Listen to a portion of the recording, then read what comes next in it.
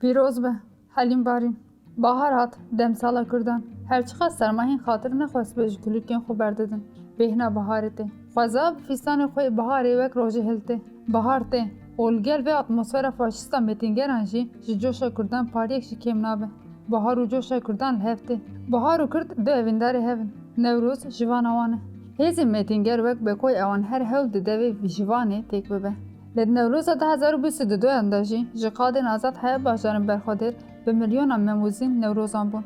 Qadê Newrozê ji bo xeyalên metîngeran cardin bûn goristan. Ev yek ji pîrozbahiyên heştê adarê xuya bû û ew ê bi çarê Nîsanê berdewam bike. Newroz hezar carî pîroz be. Di salên hezarê da fikrên Gazalî pêşîl fîlozofiya İslamî girt. Ew bi xwe jî ji fîlozofiyê nedûr bû. Lê encama ramana wî gihîşt ku fîlozofî di mijarê metafîzîkê de bêkêr e. Li gorî Gazalî fîlozofî zirarek mezin dida fikrî İslamî. Nakokiyên mezin hebûn di fîlozofiyê de. Kesên wekî İbn Sîna bi küfrê suçdar dikir. Ji ber van fikrên Gazalî fîlozofiya ku beriya wî şîn dibû, xud bû. Piştî wî jî kesên ku bi fîlozofiyê daket ji cîhana İslamî îtîbar nedidît, sürgûn bûn. Êdî li rojhilata navîn fîlozofî nehat serxwe. Şîroveyên şaşên İslamê kir ku erdnîgariya İslamê bibe navenda şerên kronîk. Li gel vê yekê li aliyekî din jî fikrên ku li cîhana İslamî de cih nedî ji xwe re li Ewropayê bi nav û deng bû. İbn Rüşd yek ji wan kesan e ku Ewropa bi rêya wî ji fîlozofiya Yewnana bêhtir famkirine. İbn Rüşd bi rexneyên xwe xwestiye cardin fîlozofî bibe metodek sereke. Lê xeta Gazalî bi ser dikeve.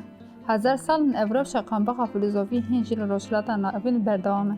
Ji ber wê jî ev şerê kronîk jî hîn berdewam e. Modela rojava hewl dide ev şer kronîk li van xaka bidawî bike. Helbet sedeme sereke ev e ku di binga şoreşa rojavayê de metoda fîlozofî heye. Gelê Kurd fîlozofî piştî hezar salan di şaxsê Öcalan de tîne li ser xaka qedîm. Niha nîqaşên rojane û cûr becûr hebin jî wê dîrok wiha binivîsîne. Ji bo wê jî çarê Nîsanê ne tenê ji bo azadiya gelê Kurd di heman demê de piştî hezar salî sembola vegera fîlozofiyê ye. Piştî hezar salê li van axa vejîna fîlozofiyê ye. Öcalan tovên fîlozofiya azadiyê reşand di xaka Kurdistanê. Em ê jî darên xwe ji bo wî biçînin di çarê Nîsanê de. Hezar carî pîroz be. Li beriya wê heftaya bîranînên qehremanê Kurdistanê ye. Ji mezlûma heya aygîdan berxwedan di bîranînê wan de dibe heqîqet orê li ber meve dike. Rêya azadiyê. Heqîqet bi bîranîn e. Bîranîna şehîdên şoreşê ne rîtüelek metafîzîk e. Xebatekî bîrî ye.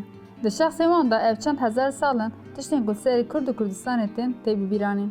Şehîdên şoreşê stûna bingehîna bîrê ye. Bîra Kurdan ku metîngerî her hewl dayê bikomîşîne bi bîranînê şehîdên şoreşê li ser xwe ye. Şehîd hên li ser karin. Her yek şehîdên şoreşê bûne têgehên azadiyê da ku Kurd pê bifikirin û xwe azad bikin. Newroza we jî pîroz be, şehîdên azadî.